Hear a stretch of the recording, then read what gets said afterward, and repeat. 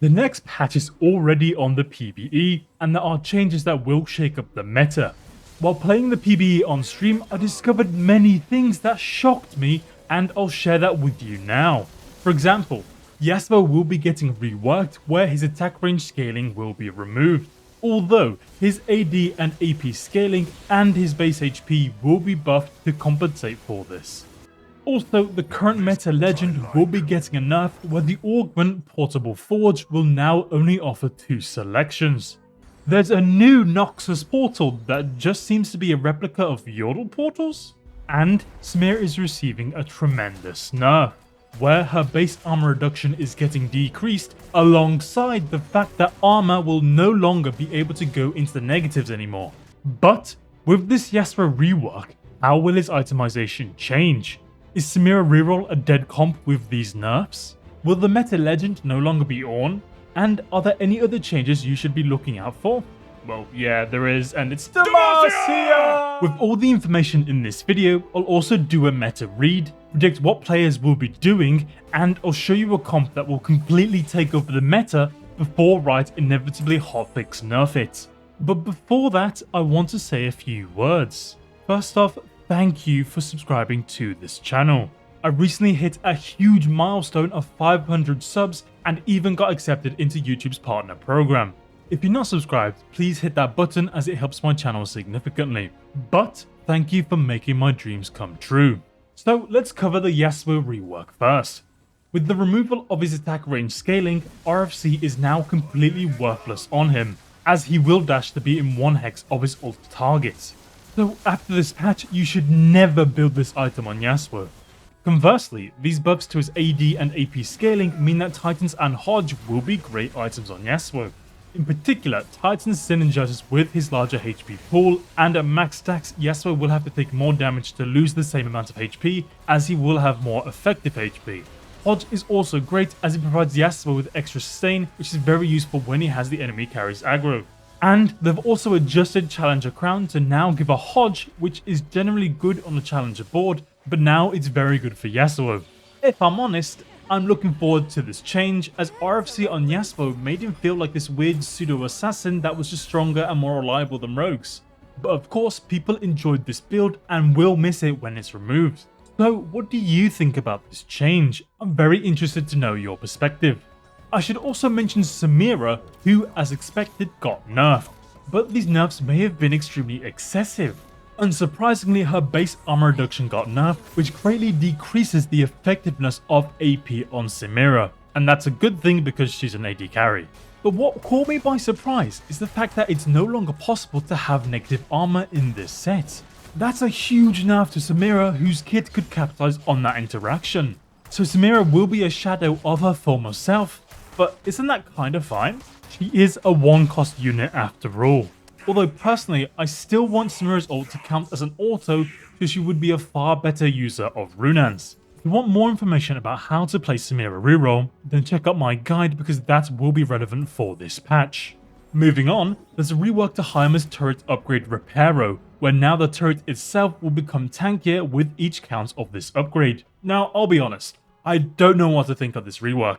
I rarely use this upgrade and I doubt I will use it going forward, so I don't know if this change is great or bad. I imagine this will be great when you have a bad frontline or when the enemy board has burst like Lux, as the turret may tank the whole cast. But I'm still not sure, so I'd have to ask you for your thoughts on this change. Now let's talk about your favourite Freljordian demigod, Ornn. Of course, Portable Forge having one fewer choice means that Ornn is getting nerfed in this patch, right? Well, not quite. Some of Ornn's items are also getting nerfed, but some are actually getting buffed. Death's Defiance is getting an teensy nerf that you probably won't notice, but finally, by the will of the great Morch god, first of his name, Trickster's Glass is getting a nerf. The holder of the item will have significantly less base stats, and the clone will have their mana increased by an additional 10%. Riot, I cannot thank you enough for this change, it's so good. Okay, so Zhonya's is the Ornn item that's getting buffed, where the AP granted will be increased by 50% to 45 AP. So this item will now actually be a damage item, and it will be worthwhile to put it on your carry. But wait, that's not all. At this point of the set, most of the high cost units are reliable and viable carries. which means that most, if not all, of the Ornn items will have a 4 cost unit or higher that can use them well. Which means that Ornn will be a stronger legend in this patch, especially with Yasuo's rework and buffs to Aphelios and Azir. Now, could you imagine how insane Ornn would be in this patch if Possible Forge wasn't nerfed? I would probably not play the patch, yeah. But of course, Ornn is getting nerfed, which puts the patch in a much better spot. Let's move on to the highly anticipated Demacia buffs. So of course the trait itself is getting buffed, but I should point out that the gap between 5 and 7 Demacia is huge. But as you'll see later, 5 Demacia is still absurdly strong. Now Kaylee is getting buffed, and her autos will be dealing more magic damage, but her waves will be dealing substantially less. Now I call this a buff because this results in more damage from Kayle if you're below level 9. Once again, it looks like Galio is receiving another buff to his damage reduction, and once again Garen is getting another buff, which I think is a huge mistake, as you'll see later. Finally, with Sona, while this may seem like a buff, it's actually an adjustment because Multicaster is getting nerfed. The other multicasters are also receiving compensation buffs to make up for this, like Vel'Koz and Teemo. Now, let's briefly cover the new portal. This is identical to Yordle portals, but I've not encountered the Bandle City version at all in the PvE. So what I'm assuming is that they've moved it to Noxus, so players will see and pick Noxus portals more often, which then means that Noxus Rise will actually be played. They're basically just distributing the popularity of the Bandle portals. There's also a huge quality of life change that I wanted to mention, which is the fact that Raptors will now always drop a component Anvil, so as a player you have a lot of agency over what your last item is. And lastly, before we move on, I just wanted to mention some more Aesol nerfs to his 4-2 augment, where now it will give less gold. Actually, you know what? Let me explain it like this. Down with the Dragon King, and long live the River King. Yeah, let's move on. Yeah.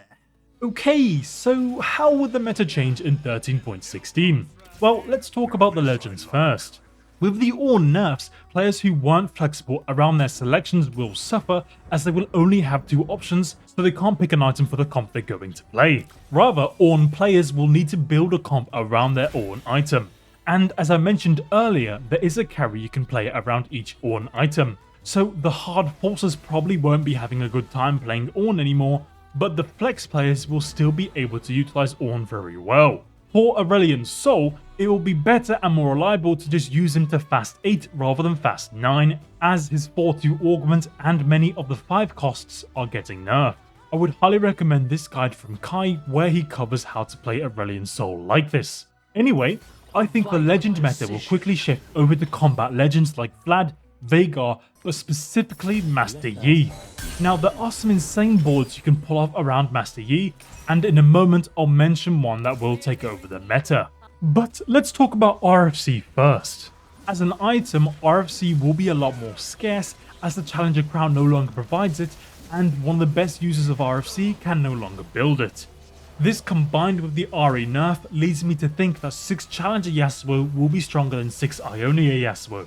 And 6 Challenger Yasuo could be where Repairo Heimer shines as pseudo frontline. With the Samira nerfs, I think reroll Samira is playable in the right conditions, but I don't think Samira reroll is playable outside of 6 Noxus. With the buffs to Demacia and the buffs to the multicaster units to make up for the nerf to the trait, I think that Vertical Demacia and Vertical Sork will be much stronger. And that brings me to the comp that will take over the next patch, which is centered around Garen, with essential Master Yi augments that are pumping up and got to go fast. These augments are phenomenal for Garen, as you don't need Rageblade and Garen can cast numerous times and have insane gap close. These augments are even fantastic for Heimerdinger, as his turret gains the pumping up attack speed twice and Heimer is casting a lot, which results in a lot of CC. Demacia and Titans give Garen a lot of resistances, which he further reduces with Juggernaut, so Garen is incredibly tanky. Now, you should position your Garen, Jarvan and Nasus like this, so either Jarvan or Nasus take the enemy carry aggro, while Garen takes a little bit of damage from the enemy tank. Garen can easily sustain this damage, and he can stack Titans extremely quickly. You're also playing Sona and activating Yordles, which will give even more attack speed to Garen and Heimer.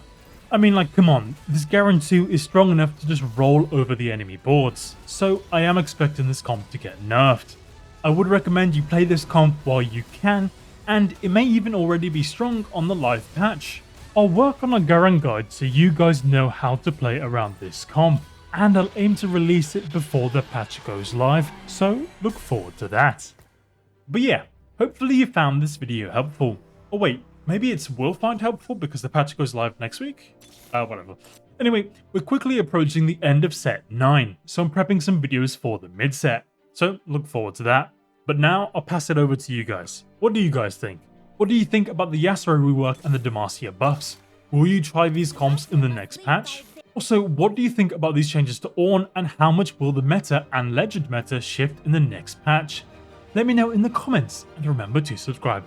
Anyway, check out these other videos if you want to see more from me, and as always, thank you for watching, and I'll catch you in the next one.